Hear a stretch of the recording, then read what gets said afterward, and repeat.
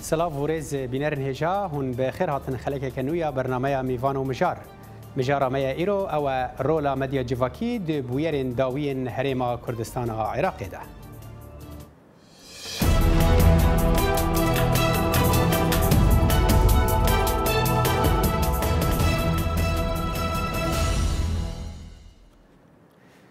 ناکوکیان هریما کردستان عراق و حکومت ناوندی عراق کب آوکی لشکری لسر عرضه هاتون ورگراندن او هر وها لسر آستا مدیا جواکی جی با آوکی تن درکتن هولی دناورا آلی کردی و عراقی دا و جوی بهتر جی دناورا آلی کرد خوب خوده مدیا جواکیا کو آلاوک پشکتیا دراغهاندنه ده چه قاسکاری بو راستیان لسر عرضه دیار بکه و کسین و بکارتینن چه قصوده جه ورگرتن گلو رودا مدیا جواکی در رومال کرنا بویرین داوین هریما کردستان ده ارینی بون آنا هبونا پلتفرما که آزاد جبو هر کسی کی چندین گرینگه و چندین سینورن جواکی بن پیدکه امی وان پرسانو هن پرسن گریدای و بابته لگل آرایش برزنجی و ثامر الیاس گوتو بیج بکن لیبره ام لوی راپورتی تماشکن دگل دست پیکرنا 121 و بلافبونا مالپرین میدیا جواکی وکو فیسبوک و تویتر و انستگرام و چندین مالپرین دیه لگهاندنا جواکان جهان بوگندکا بچوک جه تبایا رگز و تمن و کلتورین جدا و آست روشنبیریه بکارهنرین میدیا جواکی نکولگور نیترین زانیاریان پتر جه 3 میلیار کش جه سرجم 7 میلیار و نیو کامروان لسر روی عرده با آوایی که چالاک تولی سوشیال میدیا دبن و ساناهی ترین رای بو پیدا کرنا دوستان و بهز کرنا پیوندیان و ریخستنا چالاکیان و گهاندنا زانیاریان. خلق سرانسری جیهان لهفتینه بول گوهارتنا شارازایی و زانیاریان هر وصا هفسوزیان دناو جواکی دا پیدا دکه و دگل هنده آلیکاری بو زیده کرنا هوشیاری درباره پرسن مروانی و سیاسی و آبوری میدیا جواکی دکاره خلق بگهینه یک. زور بربلاوه کل پشت هندک مالپرین میدیا جواکی دستن رشنه و آلیه و یه خراب دبازاندنا سنورن پیروزین کسی و جواکی دا خو یاد کد و گلک جاران یه بوی ریک آساناهی بوگف و هرشان و هنارتنا پیام شاش و زانیاری ندرست رنگ ببتا اگران نآرامیه و تندوتی جیان.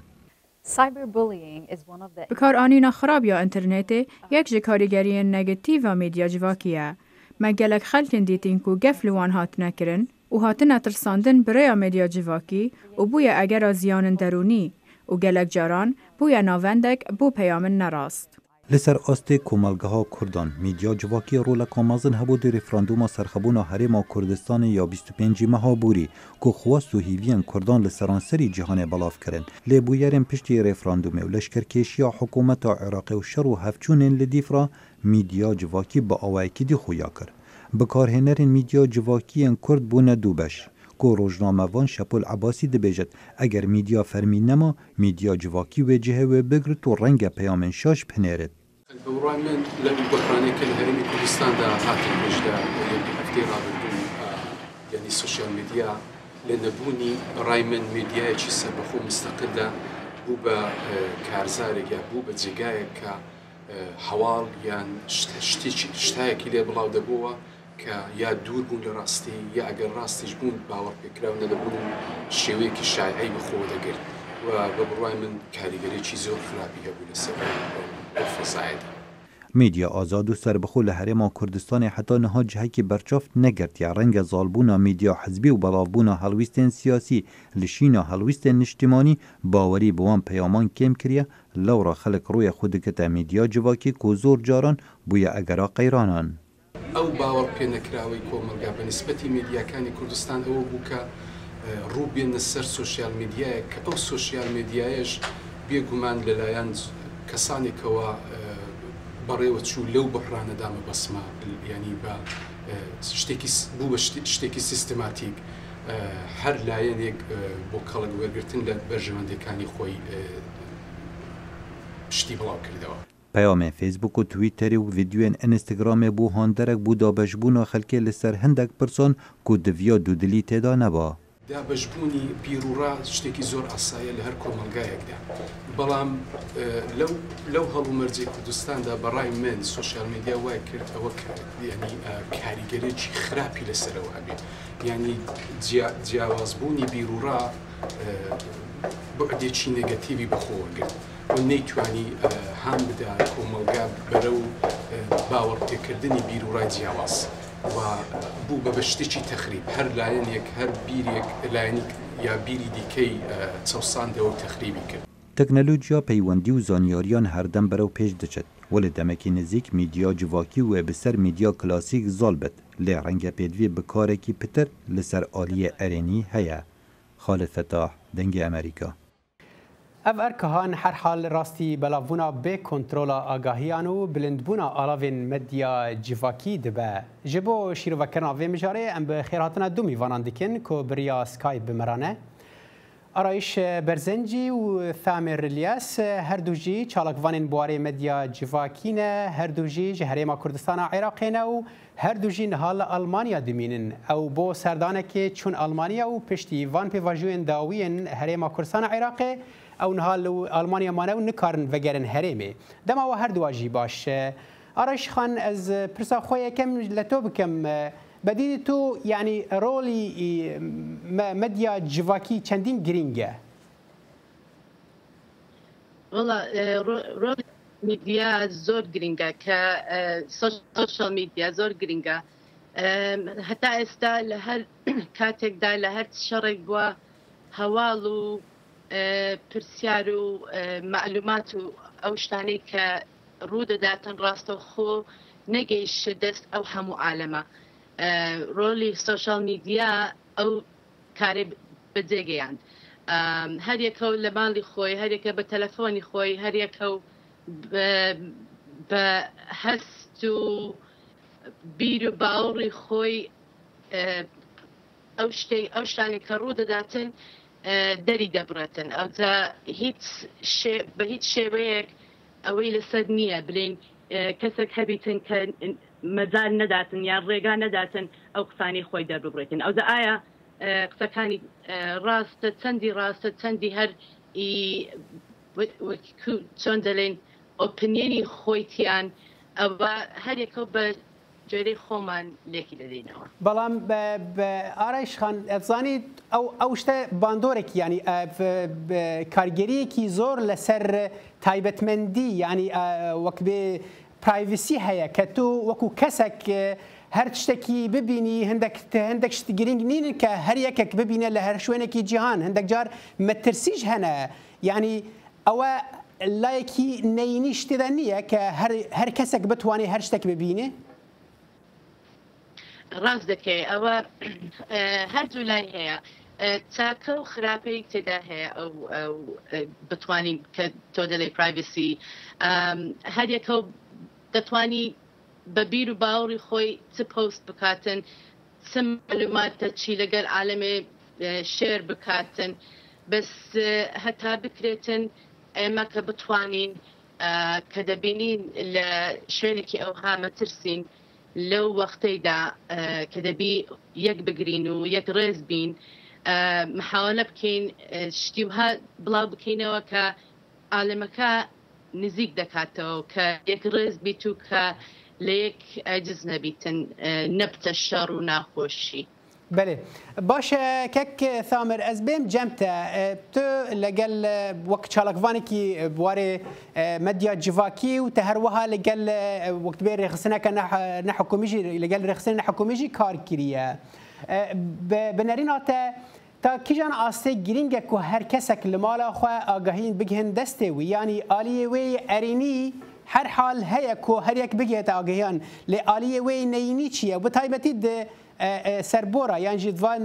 پێواژۆیان داویین کول هەرێمە کوردستان عێراقی بوویدە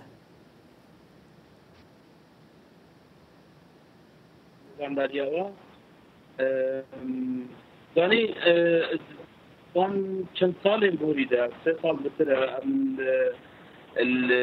سر نابا آواران کار دکن نابا کسا معرف جشتی هاتن کردستانی مدرسي أولي يعني بري 3 سالا پیدا مدرسي سروان پیدا بو بري 3 سالا ونها جي خر كاري ربي وترسي وان دقن جيبوري بان أحداث انشي بوين بري شمت روجاقا حول ميزيك ويا عن تركيزي سر بسيارة دبكن هواكو نريني ورينياوي چيه بینم يعني باشا هجر هالكسر غالبا معلومات بزانينا جاي دخلكي بريا ميديا جواكي بريا فيسبوك بتويتر بتأتشتي وصابن هرشان فيسبوك بجروا لي ما ضمن الميديا جواكي الكردستاني فيسبوك تويتر واوجيانا لفيسبوك بهنا بتر خلقي من كاردينا بو ظالبا معلومات اوجي دسوا بين ظالبا تشينا بتركيز خدان في فيسبوك باشا لي اگر از نفش راز بمجوان بيزانينا زوان بلاغ بقم قالك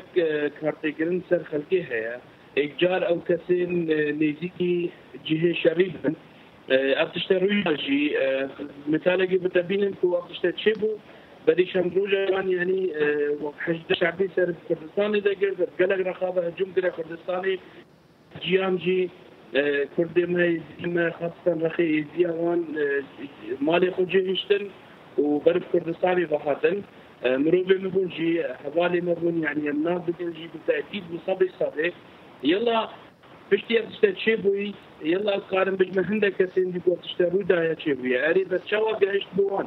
شنقو اوان او كسين معلومات شو مدرين بيزانين غاني نوان هيج راسين بوان تشتنبو حجدا شعبي دوري مو مجال خبو يعني قلق بندي وخلقي زي مجدجي بريا عن خبو كوني زي تربون او كسرابيا كامرابيا او جي تشبو بوكو عندك كسان جنابا ويبندي در فيسبوك يخون بيسيبو وتلفون كربون بيبدو بلاغ بوصات تشبو ترسك دليوي خلقي تشبو وربيان مثلا أبن رينياوي أبن يكو بيزانين من نفس بيزانين خو نفش رافن بيزانين من ندرس بن البلاغ بكم لأن عندك هنا سر فيسبوك يسراوي يجي قالك يعني خبالي من برادري من معلومات وان بيزانين وان خبش صبي راسل ام بري خود نوان كفا شكو شولي وانا في خاري وانا في يعني لقور تدبيجي كثامر تدبيجي دبي او لسر استا كسايتي يعني شار سري بنرينا تبيتر لسر استا كسايتي او كسن تبي باوري تشتين وان بلاف فيكي وتشتي وان بشوبيني لحر حال وكما قلت مديا جواكي جهانك برفرها إيرو بري چند مجميران فيديو كات بلاف كرن كوتيدا ديار دبون كو هندك سربازن حشد شعبينا لباجار زاخوي لهريما كردستان عراقنا ودرباسي نافندا باجير بنا اما هندك وقت بيجرتين في فيديوين هجورا بيشان بكن د في فان جرتين في ودا د في فيديو دا تشتي ديار دبكو كسكي فيديو جرتيه هندك سربازن حشد شعبينا دبجا ام لنافا باجار نافندا باجار زاخونه هندك سرباز لسر جاده بريفا دچن و یک فيديو وان دگرو او خوجي دبجن امج دنافا باجار زاخودانه لپشتي پیوندين ما ملگل پیامنير خول ودر پیوندي کرن پیامنير ما دوپات کر کو اف ندرست او فيديوهاتي بلاف کرن او راهنانك حشد شعبيه لجهه کی دن کو نزاخويه هر حال پرسيار دوردا اوه آرایش خان چرگا هنک تو بتوانی يعني ري بقري لبيش او نيوز يعني او نوتشين ندرست باش رجع اوه بس ليك شخص وي مقدر مفروضه هر کسی کشتك بلاو دكاتوا لا حتى بينز شن لا بينز كاس معلوماتك والبقري آية راسنيا آية بلاي بكاتو تي استفادة ملتك دبيتن تي استفادة أو رولي فتو داتنا أو معلوماتي بلا بكيو آية أوي دقين تزيانا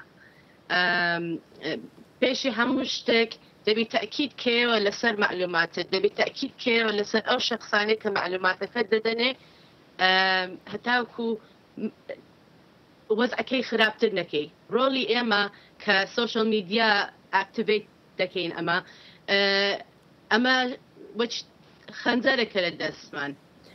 هر دولاي تيجا اگر اقاما لقسكان ما نبيتن احتمالا ناخوشي شي قلق زور تبدواي او قصانه بيتن باشه ببینو بوچریت او خنجره لو اوی شتی که روی دا لهریمی کردستان لم چند روزی دوایی دا او چون بکار هناوه با اوایی که ارینی بکار هناوه ام با اوایی که نینی بو ببوره تێنەگەیشتم مگوت او خنجرەی کە تو بەحسی دەکەی لە هەرێمی کوردستان چۆن بەکار هات لەم ماوەی ڕابردوودا والله بە هەردوو لای بەکار هات ئەگەر باسی ڕۆڵی سوشەل میدیا دەکەی بە هەردوو لای بەکار هات هەندێک کەس هەبوو بەس لە بۆ تێکینانی ئەوەی شەڕ و ناخۆشی و بڵاوکردنەوەی معلوماتی غەڵەت بوو بەس ئەوەندە ملەتەکەی هەڵبستێنەوە بە شەڕی بین هەش بوو تەشجیعی ملەتەکەی دەکرد یەک ڕێز بن تەشجیعی ملەتەکەی دەکرد کە ئەو ئاوارانەی کە مەسەلەن لە کەرکووک ڕاهاتن دەربەدەر بوون چۆن یەکتر بگرن و یارمەتیان بدەن هاوکاریان بن لە هەردوو لای ڕۆڵێکی تێدا هەبوو بەچی خەنجەرەکەی کە دەیڵێم بەس لەسەر شخصی خۆمانە کە تەمەشا بکەین بزانین ئایا ئەو قسانە کە بڵاو دەبیتەوە ئایا لە بۆ ئیسیفادەی خۆمانە کە گوێ لێ ڕابگرین و بڵاوی بکەینەوە یان لە بۆ زەرەری خۆمانە بەێ باشە یەکێک تامر بە نەریناتە چاوە بوو ینی تشتێن کول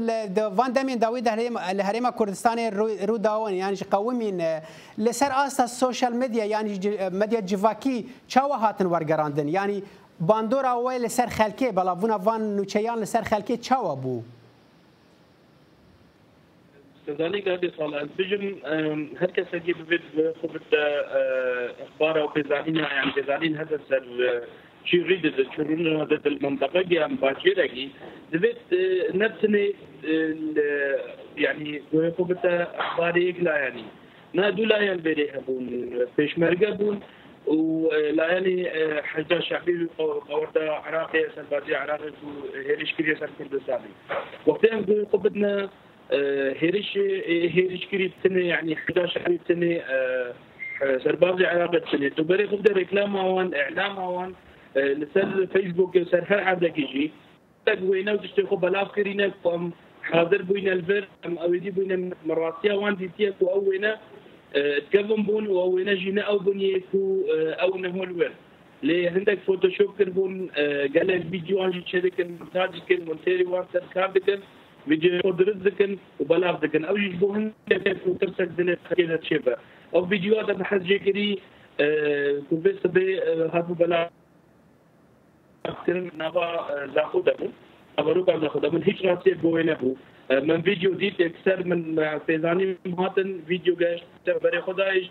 مثلا كنا نذكر نزاني كوب تشتنينا اشتي چند دمجميرة كان اتيار بكو عندك اتفاقات احنا قرن عندك رازقونا هردو لايان او قوات عراقية سربازية عراقية هاتينا نزيكي سيطرات حيلة بوينا او جي ايش زاخو دولة دولة بري زاخو اللي تجيب زاخو دولة كنا بروكا باجري بوان نزيكي بنفس ساعة يعني شل دقة 3 دقة شل دقة ما بوكو جهنا نابروكا زاخوي وجوانغو تيكو نيفا كباجري بناو تشتهيش راسيك بورانا بو من اكتش تبيجم هو خلقي ما هكذا بدي خو بدي كساكي عن طريق فيسبوك راو ميديا جواكي راو خو بدي اخبارها ونو كان هاد تفريد دبت عندك باور بكري حدن خو بدي فيسبوك وان بينا بلاش كيك ثامر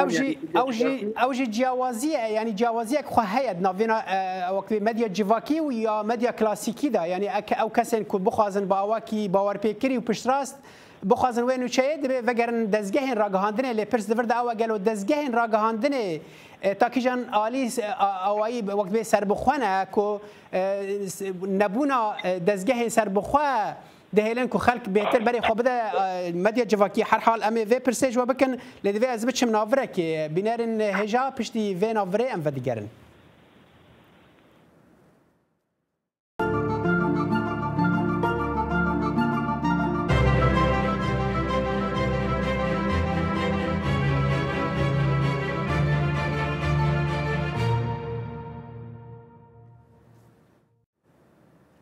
برای ام بردوامند گوتو بشکرنا و مجاری دا مجارا برنامه میوان و مجار او کو ام بحثا رولا مدیا جواکی دکن د بویرین داوین هریما کردستان عراق دا آرش خان از دخوازم و پرسیج تبکم بنارینات يعني بو خلق اوها برو مديا جواكي دچنو او مديا كلاسيكي بجد هلن لما يجي شري كردا حتى استا هيت او نبو بلين فينيو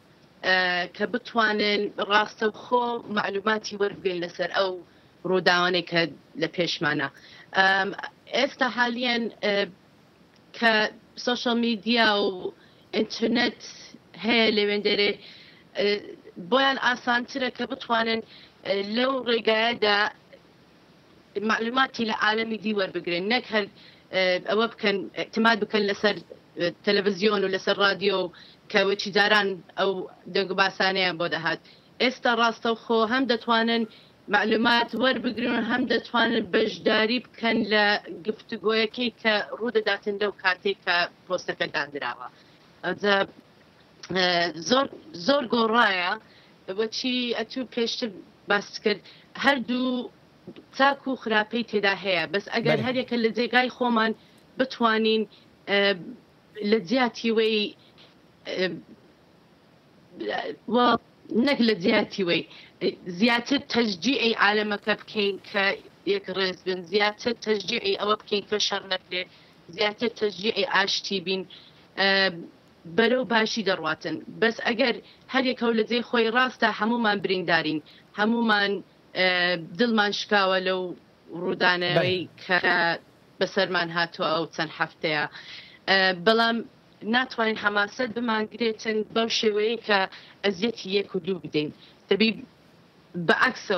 بعكسوا يارمتيك بدين هتاوكو خلاف تردبيتن هموشتك حتى استحمو اشتك مال لدست نرويشتيا بس باوالينا كين كحمو اشتك مال لدست بروا بله باشا كيك ثامر بنرينا يعني تدبيني كو نبونا دزگهن مدیایین کلاسیکیین سربخوا لهريما كردستان يانجي هناك وهاد بيجن یا اف سدما کو خلق بهتر بري خودن مدیا جواکی انجي جبر کو مدیا جواکی با اواکی بزوتر و لستر دگه هوان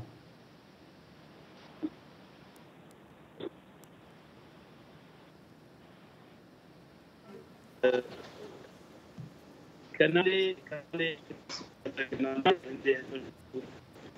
نفسه جهاز كريتايتن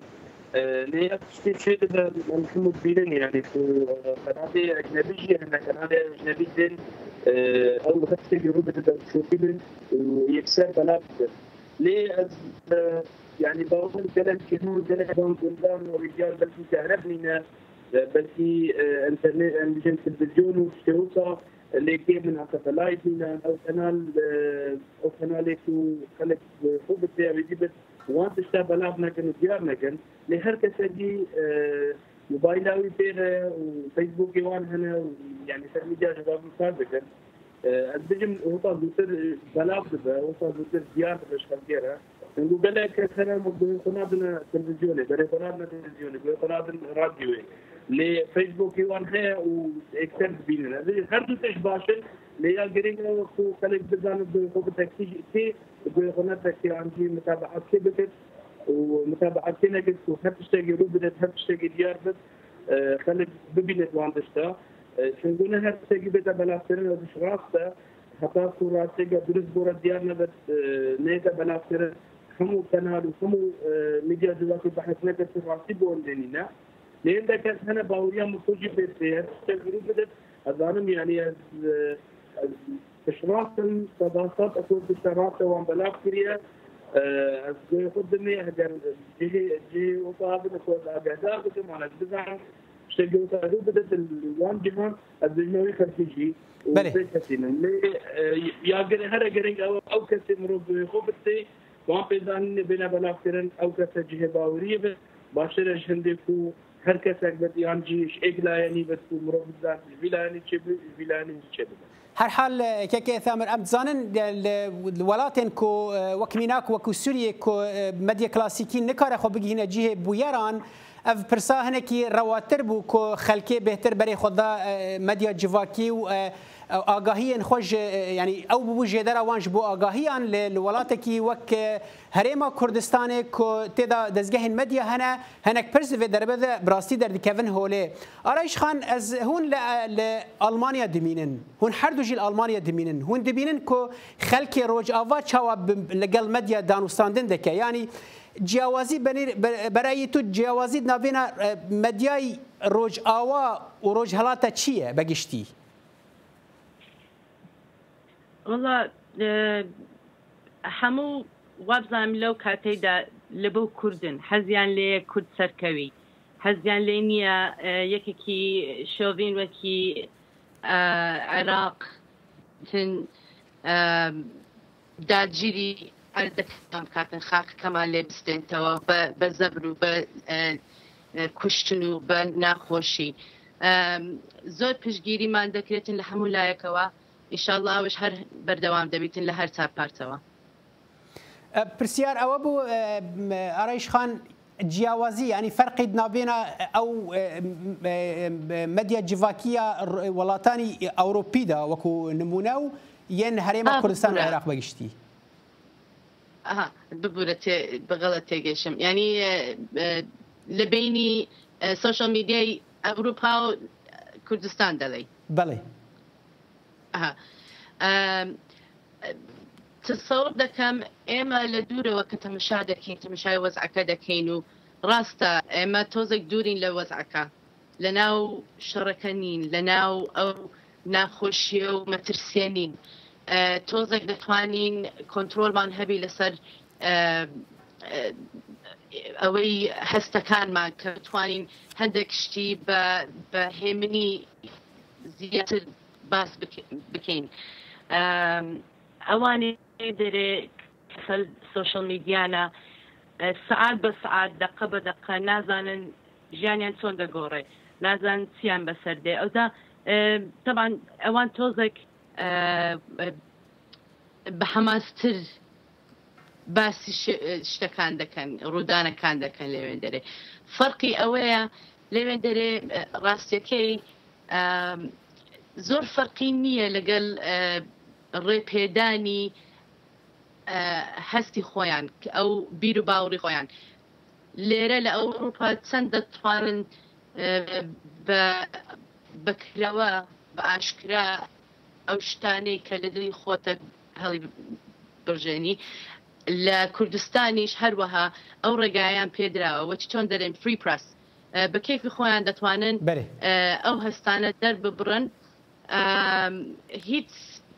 بەڵام دەربرینی ئەو هەستانش دەربرین ئەوان هەستانژی هەنێک وەکت بێ بۆهایەوێ هەیە ئەوژی کو هەندێک جاران ئاگەهیە نەدروست دیگ هەند دەستێ وان پرسامنە بێژ تەیەکەکێ ثامر بنێرینە تە کنترۆلکردنا وان وەکت بێ سوشال میدیا ji aliyê desthilatdariyên herêmê ve û bi taybetî em îro behsa herêma Kurdistanê Iraqê dikin kontrolkirin binêrîna te çareseriye an dibe hindek şêweyên tirên çareseriyê hebin eger tu Kurtî bersivan bidî. الميديا جوالي كس نقدر كنترول لسكسة جبدة شنو أجر هندك كسبن أكاونت وان هبن نوچه عن بريزانين شاش بلاغ بكن أجر أو أكاونت وان أو حسابي وان أو نافي وان بين جردن كارن سناهي هندك جديد شيء بكن ليه مهم يا هرا جرين أو كو خلقة بتخلق يعني بريخونا دوان كسان وان نوچيان وان بريزانين مخشاش نور جرد بینم یا تشتی هری گرگ او کو ام بدانم کو اگر میدیا جواکی خلق بکارینان تأثیر جلك خراب للسر الخلقية حديثة يعني جلك مال جلك كتر مال يكون جهشتن وبهنان برف غير باجر ويجي بشو سنة وان غلط يا وان ميديا بله نرينا تجيشتك ثامر براسیه متخواست ام بهتر این وقتی و شیروه بکن و مجاره که گرینگه دمینه جنفش پیش رو جدا که بهتر کاربن کنترل بکن و آگاهی راستر بگین بردست گهدار و بینران هر حال سپاس بو و آرایش برزنجی و تامر الیاس و هر دو جی آلمانیا بریا سکایپ مرابون بینر هجا لور ام دیگن داویا و برنامه تاجارا به صالح دمیجر خاطر خوشوت خازم و بمینن دناف خیر و خوشیه